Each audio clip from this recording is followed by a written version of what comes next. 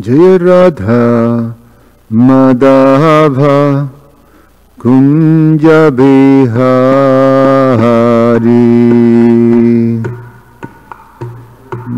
Madhava Kunja Bihari Jaya Radha Madhava Kunja Bihari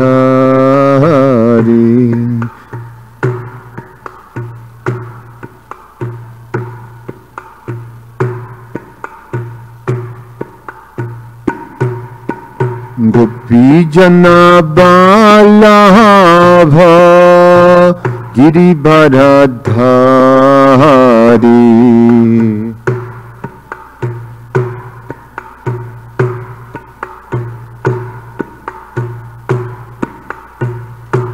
Jaya Gopi Jana Balabha Giribharadhari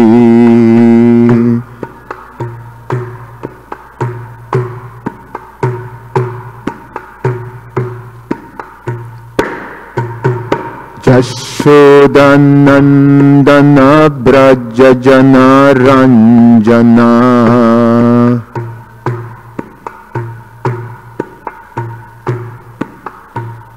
Yashodanandana Braja Jana Ranjana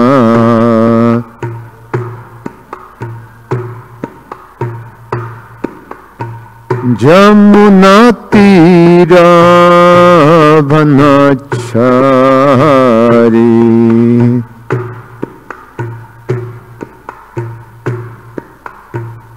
Jamuna Tira Vanachari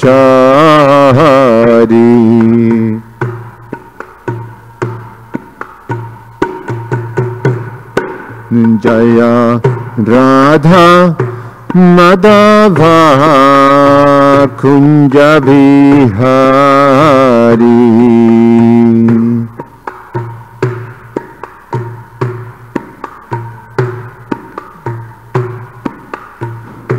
Jaya Radha Madhava Kunja Bihari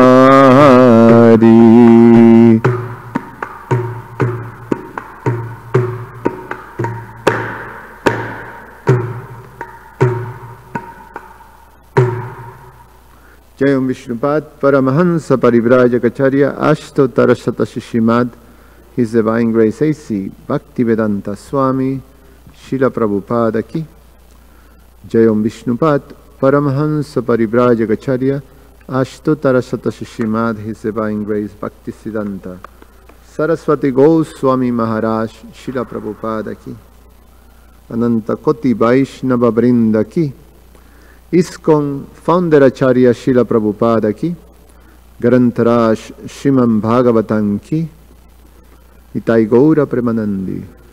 Oh, glories to the assembled devotees. Oh, glories to the assembled devotees. Oh, glories to the assembled devotees.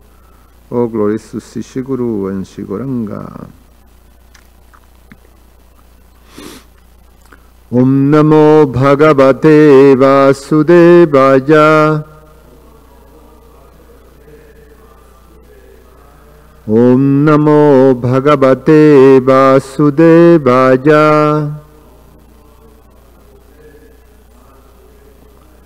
Om Namo Bhagavate Vasudevaya.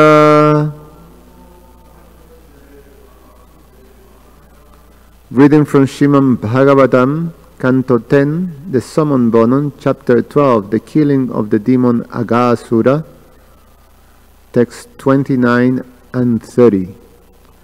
Text 29. Tadagana chadadeva bhajadhaheti chukrusu jahri shurje chakam syadya kanaupastva gabhandhava. Translation: When Krishna entered the mouth of Aghasura, the demigods hidden behind the clouds exclaimed, "Alas, alas! But the friends of Aghasura like Kansa and other demons were jubilant. Text 30. Tachutva Bhagavan Krishnas Tvabhyaja Sarvavatsakam Churnichi Kirsar Atmanam Tarasa Babridhe Gale Tachutva Bhagavan Krishnas Tvabhyaja Sarvavatsakam Churnichi Kirsar Atmanam Tarasa Babride Gale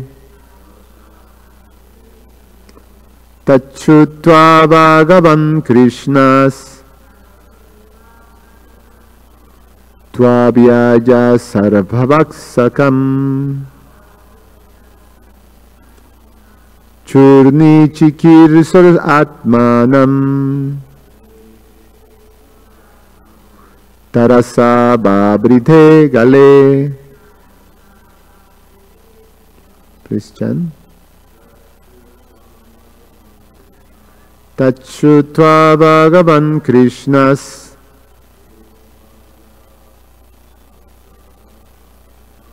Tvabhyaja Sarvabhakshakam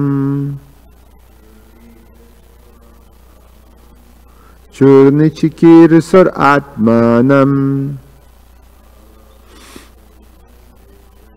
Tarasa Babride Gale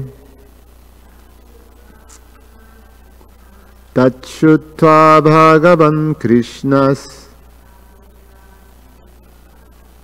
Tvabhyaja Sarvabhaksakam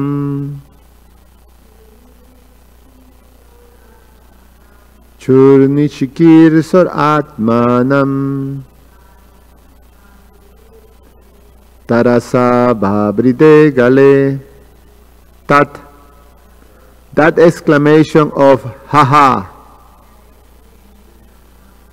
Sutva, hearing Bhagavam, the Supreme Personality of Godhead, Krishna, Lord Krishna, to indeed Abhyajaha, never vanquishable, Sa Arabhatsakam, along with the cowherd boys and the calves, Churni Chikir Soho, of that demon who desired to smash within the abdomen, Atmanam, personally himself, Tarasa, very soon, Babridhe, enlarged, Gale, within the throat. Translation and purport by His Divine Grace A.C. Bhaktivedanta Swami Srila Prabhupada Ki Jai. When the invisible Supreme Personality of Godhead Krishna heard the demigods crying, "Alas, alas!" from behind the clouds, he immediately enlarged himself within the demon's throat, just to save himself and the cowherd boys, his own associates, from the demon who wished to smash them. Purport. Sure are the acts of Krishna. Such are the acts of Krishna. Paritranaya sadunam vinasajya chatuskritam. Bhagavad Gita 4.8. By enlarging himself within the throat of the demon, Krishna suffocated and killed him, and at the same time saved himself and his associates from imminent death and also save the demigods from lamentation. Om Agyana Timirandasya Jnananjana Shalakaya Chakshur Ummilitam Jena Tasmai Sri Guruve Namaha. Namo Om Vishnu Padaya Krishna Prastaya Bhutale Srimate Ramapada Swami Iti Namine. Namo Om Vishnu Padaya Krishna Prastaya Bhutale Srimate Bhaktivedanta Swami Iti Namine. Namaste Saraswate Deve Gauravani Pracharine Nirveshesha Shunyavadi Pashatya Deshatarine Vanchakalpatarubhyasha Kripa Sindhu Vyaivacha Patitanam Pavanevyo Vaishnavevyo Namo Namaha.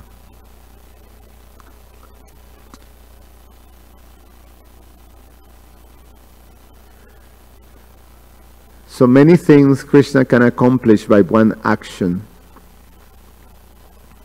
When he was thinking, how can I kill this demon and at the same time save my friends? And now add to that is also the demigods, that if we recall, Krishna descended into this world because of the demigods' tremendous distress, specifically of Mother Earth, who in the form of a cow approached Lord Brahma for being relieved of the overburden that was caused by so many demons that were present at that time, causing a great havoc. In general, demons disrupt the eternal principles of religion. It's explained that Dharma is the eternal principles of religion. So Dharma cannot be degraded because it's eternal. But Dharma does become obscure by the influence of the demons, so appears to decline, but in reality is obscure. Is explained that is like the light of the sun is always there, but it appears to be dark when the light of the sun is covered by thick clouds. So then there is no light. But in reality, it's just a cloud that is covering the light.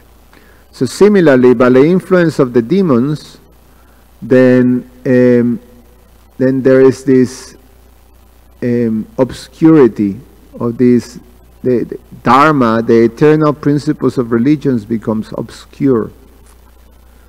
And naturally, the devotees suffer in this situation. Is not only being harassed by the demons in general, but also the fact that the devotees cannot freely act in their devotion to the Supreme Lord. So during those times, the Lord descends. Sometimes the question is, well, you know, we heard yesterday that by his own potencies, Parasha Shaktir Vidadaitu, what is it? Parasha Shaktir? Oh, I forgot the line. But by his potencies, by his unlimited potencies, he can achieve whatever he desires. So he doesn't even have to make an effort. His potencies can do the job. So why do the Lord have to descend himself to actually take care of this situation of demons disrupting the universal order and obscuring the principles of religion? His energies are completely capable of taking care of that. And what to speak of his energies, also his devotees by himself can take care of that. Either great sages or Rajarsis, saintly kings, they're powerful to be able to take care of many of these situations. So the explanation is that the Lord principally descend is to reciprocate with his devotees. So Prabhupada quoted the verse 4:8 from the Bhagavad Gita, Paritranaya Shadunam Vinashaya Chaduskritam Dharma Sanstapanarthaya Sambhavami Yuge Yuge. That the Lord descends every millennium to reestablish the principles of religion, to annihilate the demons, and to give pleasure to the devotees. So it's explained that to give pleasure to the devotees is a primary reason because of for the Lord's descent. And the secondary reason is to kill the demons and to reestablish the principles of religion. He accomplished that simultaneously, but the main reason is to reciprocate with the devotees. And the reciprocation is quite extraordinary because it goes into so many different levels, and these all things happen simultaneously. How he reciprocates with so many different levels of devotion and relationships that are there with his devotees. One extraordinary feature of this particular pastime is the relationship that he has with the cowherd boys, which is extremely touching and beautiful, because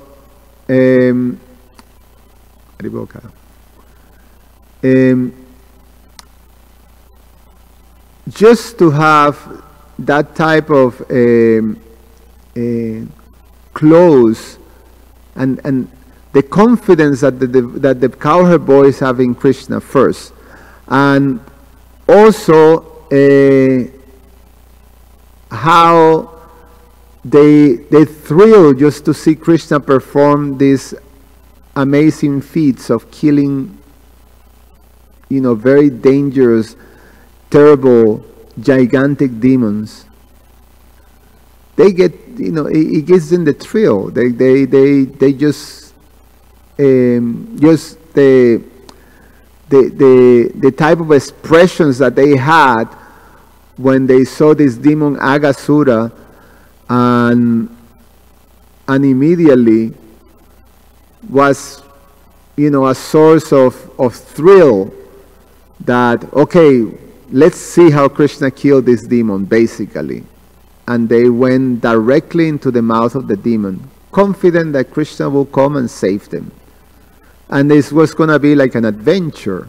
So they were, like I said yesterday, completely fearless. Completely fearless. And Krishna reciprocated with that. Now, in the transcendental world of Vrindavan, Krishna reciprocates with his most intimate devotees. And specifically, the relationships that are there of Dasya, actually, mostly the most intimate are Sakya, Vatsalya, and Madhurya. The friendship, the parental, and the conjugal relationships that are there in Vrindavan. So, but there's different flavors and reciprocations that are there. With the cowherd boys, they witness most of all these amazing feats of Krishna. They were always there when Krishna was killing demons. In fact, Krishna was killing demons daily. It was like a regular thing. So it was, almost like okay, what's coming on today, type of thing. And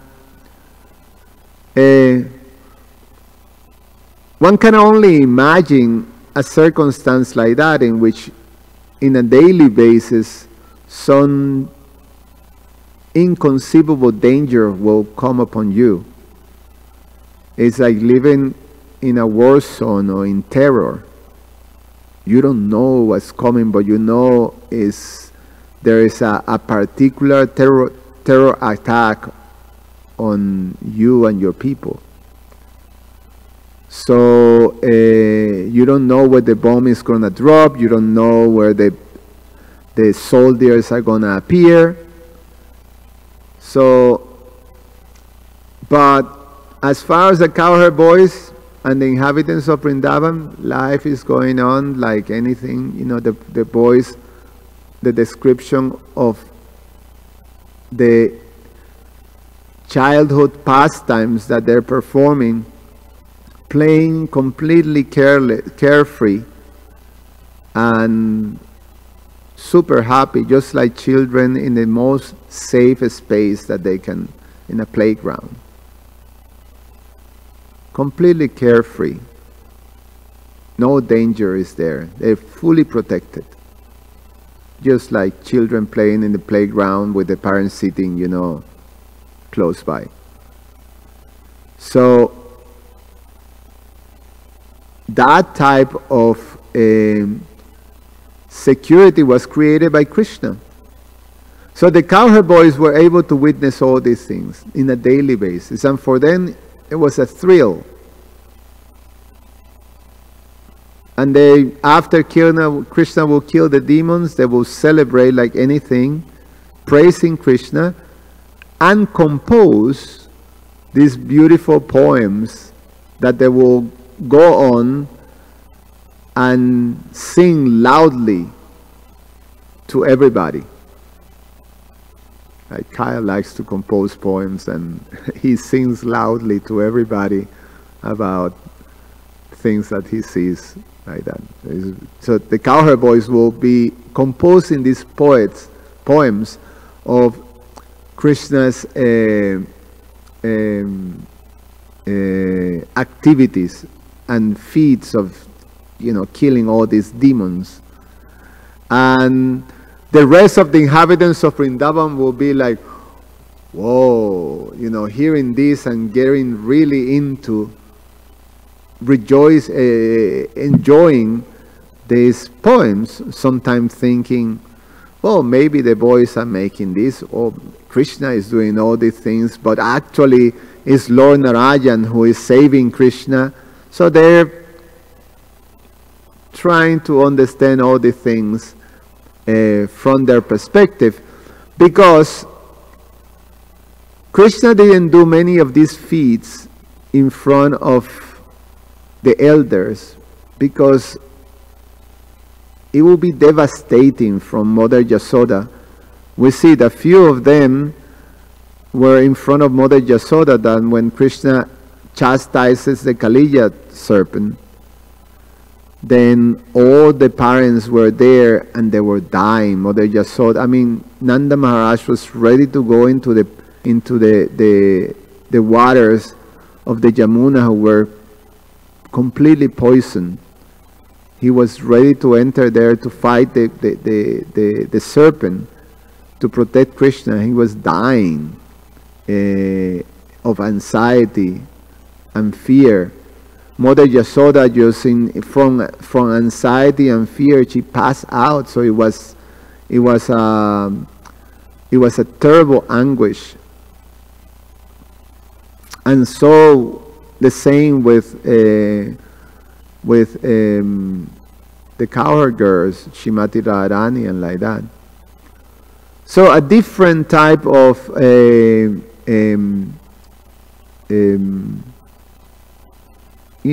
relationship, equally exalted, but there's a particular flavor with the cowherd boys.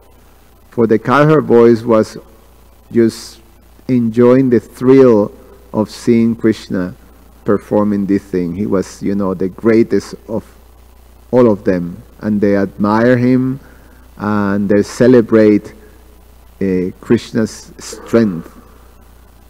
So, and they were completely trusting that they were always safe. Krishna will always save them. There was no situation that was too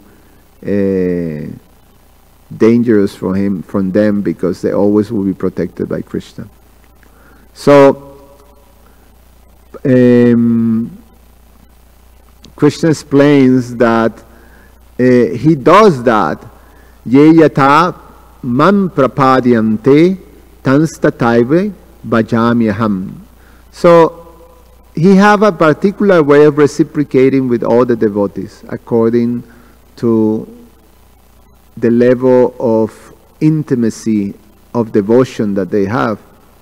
So the demigods, on the other hand, they also were devotees, and Krishna was present in the world because of assuring the demigods that he will be there to protect them. So Krishna simultaneously also pacified the devotees, the demigods. But the demigods, in difference from the cowherd boys, they were very afraid. They thought that the demon can harm Krishna in some way, because when Aghasura closed the mouth and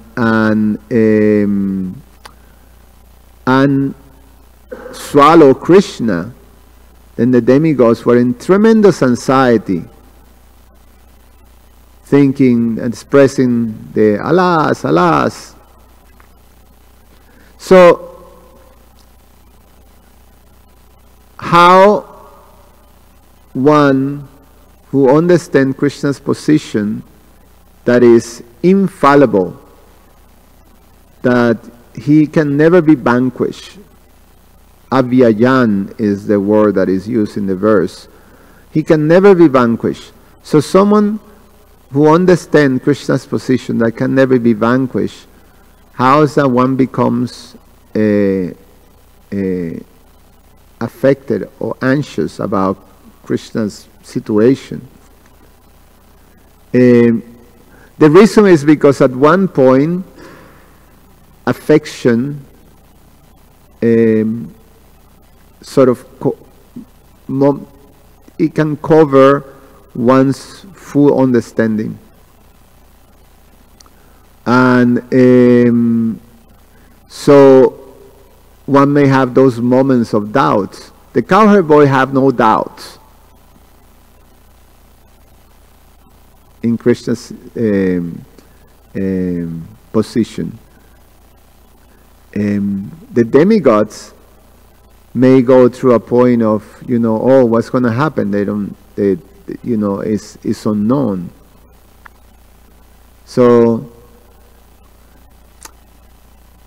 different than the doubts that Mother Yasoda and Nanda Maharaj experienced, because Mother Yasoda and Nanda Maharaj, their understanding of Krishna as their child that they have to protect was overriding anything else, any conception of Krishna's position as the Supreme Controller and the Supreme Personality of Godhead.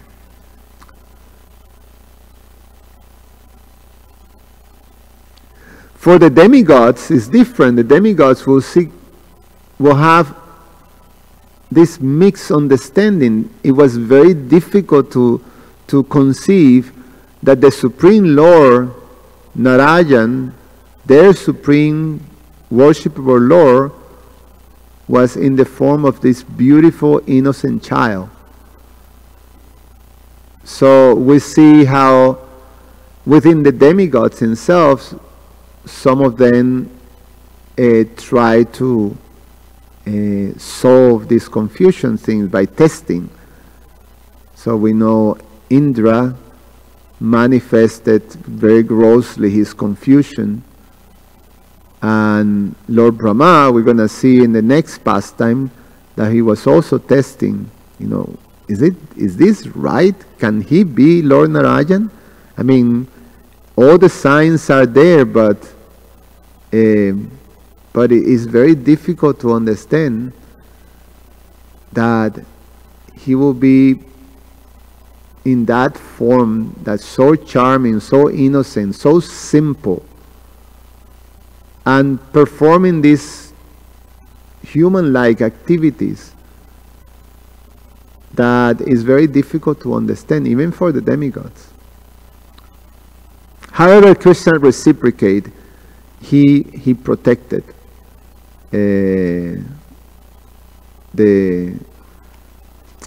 all the devotees. So Prabhupada said that he freed the demigods from lamentation. And then in terms of the demons, Krishna also reciprocates accordingly. And the fact is that one may say, well, the demons want Krishna as an enemy, so Krishna acts as an enemy and Krishna kills them. So now the question is, well, what we say is that Krishna has then enemies and friends, so meaning that just like us, he also discriminates. So he is not equal to all, because he have an enemy, he have a friend. So that's not an equal thing. But from the transcendental perspective, Krishna is equal to everyone, and he simply reciprocates accordingly, but according to the desire of the particular living entity, but equally when he comes into contact with anyone in any type of reciprocation, Krishna elevates. So even for the demons, Krishna provides liberation. So we're going to see how Aghasura becomes liberated from this material world just by Krishna having killing him. By Krishna's touch, he becomes free, and is also, which was also a very surprising thing that even Maharaj Parikshit have to ask. How is this possible? This terrible demon obtained liberation that all great sages are searching for, and are performing austerities and devoting their life to the process of self-realization and following the religious principles established in the Vedas. And these demons that were completely against religious principles, that attack religious principles, and that become a threat and harass the devotees, how is that they also achieve this? They also achieve this liberation. So that will be explained, but is Krishna's mercy that is equally disposed for everybody. Even the demons receive this mercy. So when Krishna says that he reciprocates accordingly, but in fact, the fact is that everyone follow his path in all respects. Everyone at the end comes to him. So it's a matter of time. Krishna is very respectful to the time that each individual have to develop that choice to take his shelter. So he leaves that. He gives us free will. And with that free will, he respects our free will, which is something quite wonderful. Sometimes because of being devoid of transcendental knowledge, sometimes we conditioned souls may not be able to appreciate this wonderful quality of Krishna, we may think that he's callous. But the fact is that he's very kind. There's to deal with people. I mean, he's the greatest example of caring, that it comes with respect. Yesterday we were talking about that, service and respect. Krishna is a great example of that, because he doesn't force anyone. He allows the natural evolution of that desire. Everybody has their timing. There's not a one, how you say, cookie mold, like a cookie mold that fits everyone. One thing fits everyone. So everybody have to be like this. There's no such a thing. What it works for one doesn't work for another one. So you have to allow that natural evolution, because it's a matter of free will. Free will is ingrained in each one of us. So I cannot force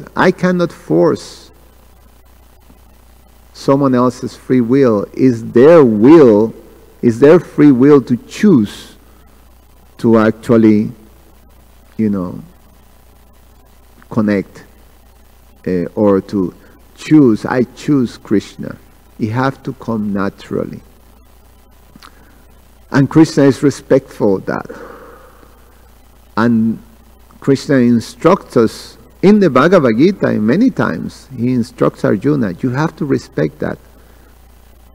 He says, a sadhu doesn't disturb the mind of the non-believers, of the regular people, he says. You don't disturb their mind, but you engage them in works of devotion in some way.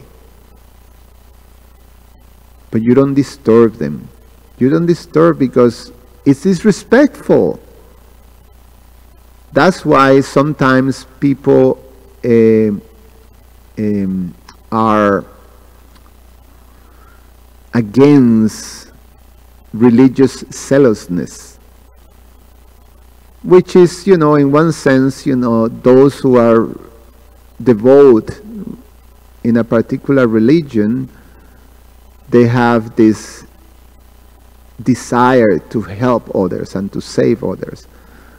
But an immature approach to fulfill that desire is that one wants to force people to make the particular choice, and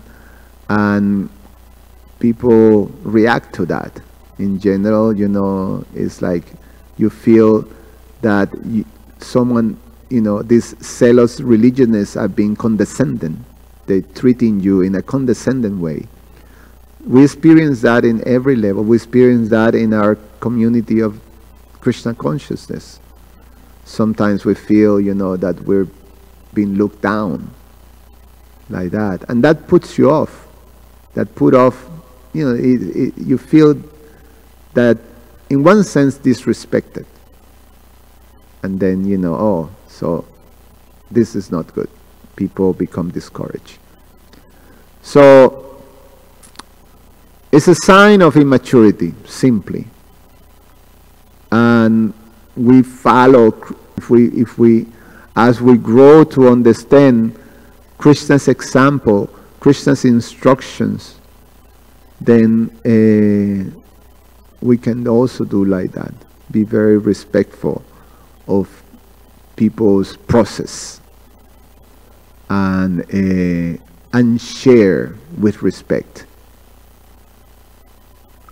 So Krishna reciprocates like that. He's equally kind, and he is in so many ways bringing people gradually back to him. Everyone follow his path. Mama Bhardma Nubartante. Everyone, every man follows his path. So is that say that every road leads to Rome. Some may be direct, some may be quite indirect, but everybody will get there. So it's a matter of time.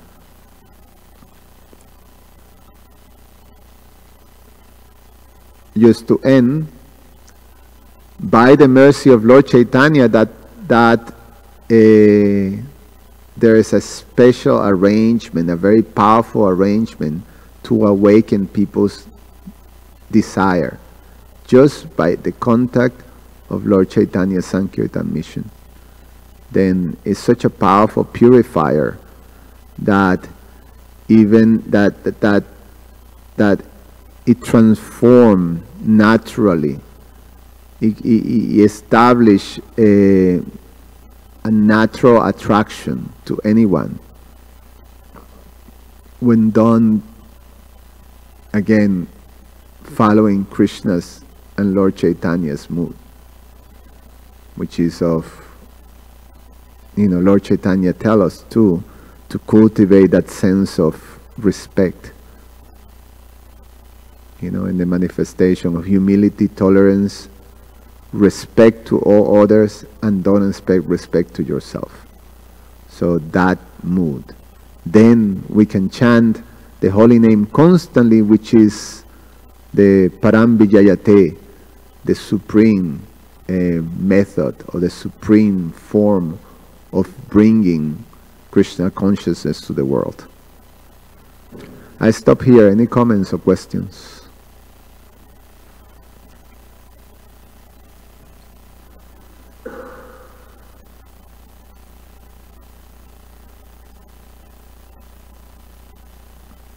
Raktak Prabhuji. It's coming. Hare Krishna. Yeah, I want to appreciate what you said today in class, because sometimes you do get a discouraging feeling when, through association with some devotees, when they do look down on you in a condescending way, and that's the only way they seem to communicate with you. And there is a difference when there are some elevated devotees, and they're really purified, and they have such an open heart that you don't feel like you're on the defensive. You just feel their love, their spiritual Shakti coming from them. So I want to just thank you for this, for bringing this. This is an important class, and I want to thank you for bringing these topics up. Thanks, Rakta Prabhu. Hare Krishna. Very well.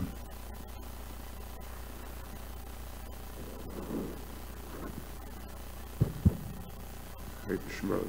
Thank you for your class. You made a really nice point, one side point that came to mind. I wasn't originally going to make this, but you were mentioning we shouldn't disturb, don't disturb, just try to engage them, and Krishna consciousness don't really try to disturb them. And I remember Jitendra Prabhu mentioned the other day that Prabhupada says, naturally they're already disturbed. And one pastime that came to mind was Haridasa Kaur. He was minding his own business, chanting the holy name. And Ramachandra Khan said, he's disturbing me. Why? Because he's just minding his own business, chanting and taking my popularity. He was doing nothing, just minding his own business. And so there's a nice quote by Buddha. The same thing Krishna says in chapter 14 of the Gita. But Buddha says, they blame one who is silent. They blame one who speaks a lot. They blame one who speaks a little. There is no one on earth who isn't blamed. As a solid rock is not shaken by the wind, wise people fall to not amidst praise and blame or honor and dishonor. And so we see Haridasa Kaur and Nityananda. They never gave up preaching Krishna consciousness like Sajagai Madai, people like them, on the risk that they'll disturb them. They're already disturbed, so the most important thing is our motivation, you know. So if we don't have the proper motivation, then we'll be disturbed. So that's the most important thing, whether or not we're disturbed. And we won't be able to maintain our Christian conscience unless we have love and respect for the people we're preaching to, if we're doing it on that. So this kind of goes to my original point, and it's kind of a point related to Rakta Prabhu. Rakta Prabhu was mentioning sometimes the only way people could communicate is through, you know, being condescending. Of course, we've all gone through those stages. We all have a divine and Dhammayat nature, so we've all, you know, gone through every situation and are going through our ups and downs from both sides of the spectrum. So I would like to relate this to this verse you mentioned, Yeya Tamam Prabhante Taste Tam to type of Pajamyaham. Christian reciprocates according to our desire. And this reminds me of a quote. It says, life is like a trumpet. If you don't put anything into it, then you won't get anything out of it. So we see this verse, Prabhupada mentions that Krishna came to kill the demons. And also teachers, they came to kill the demoniac mentality of children. And what's their demoniac mentality? Ignorance. And you were mentioning that Krishna, he respects our timetable. However, Krishna does warn us that the consequences of not getting serious about your Krishna consciousness as soon as possible, because if a child doesn't learn the lessons from their teacher, what's the child going to do? The child's going to burn the house down. The child is going to burn everyone else down. So Krishna says, yes, I respect you, but if you exploit others, then I'm going to have to intervene. So you might as well get serious about your Krishna consciousness as soon as possible. And so we see that children, the reason, like I said, I relate this to Rata Prabhu's about communication. We see the teachers says, learn your ABCs and 1, 2, 3s, so you could communicate, so you can have harm. If you don't learn your ABCs, then you won't be able to communicate with anyone. And so that's what the Bhagavatam says. If you don't learn the language of love, then you won't communicate with anyone. Not even yourself. You can't even communicate happiness to yourself. So one of the last points I like to make is that this brings to mind what Radha Swami mentions in his autobiography. I was actually ironically reading this recently. It's on page 127, I believe. When he was traveling throughout India, he obviously met many people from different faiths. And one day he came across a Babaji named Kailash Baba. And Radha Swami says, while I was in India, Kailash Baba, he taught me what to do, what not to do, what to eat, what not to eat, what to wear and what not to wear. So many things he taught me. And at the end of this paragraph, Radha Swami says, and we didn't even speak the same language. And they communicated. Yeah. So the lesson I got from it is that just because people don't speak the same language, that doesn't mean they can't communicate. And on the flip side of the coin, just because people can speak the same language, that doesn't mean they can communicate. And so we see the Bhagavatam is meant for us to cultivate the language of love. And there's a nice verse in the Bible that says, if I speak in the tongues of men or of angels, but do not have love, I am only a resounding gong or a clanging cymbal, like the cartels. That's all I sound like. Useless. And so my question is that what are some steps we can move forward to develop the realization that actually, if we, just like a child, if a child doesn't learn the language, he's not hurting anyone but himself. So what are some steps we can move forward to gain the realization that if we don't learn the language of love, like you said, humility, tolerance, respect. Hiranyakashipu, his language was everything is meant to go my way. But Lord Brahma said that language doesn't exist. That's a gibberish language. And so we see that when Hiranyakashipu, things didn't go his way, he spoke gibberish language. What is that? Envy, pride, vengeance. And he was miserable. So he's thinking, I'm hurting others, but he was actually hurting himself. So what are some steps we can move forward to get serious about learning the language of love, about the Bhagavatam? Because if we don't, all our relationships, are pretty messed up, but the most important relationship is the relationship with ourselves. I've never seen anyone who looks happy, who is envious, who is intolerant, who is impatient. So what are some steps we can move forward to get serious about learning language of love before Krishna intervenes, you know, and really humbles us. So yes, he respects our timetable, but at the same time, if we want to exploit others and, you know, just be disrespectful to others, Krishna's going to step in, no doubt. So. Yeah, the whole system that is arranged in this world is to teach us, to bring us to the point of surrender to Krishna. So everything is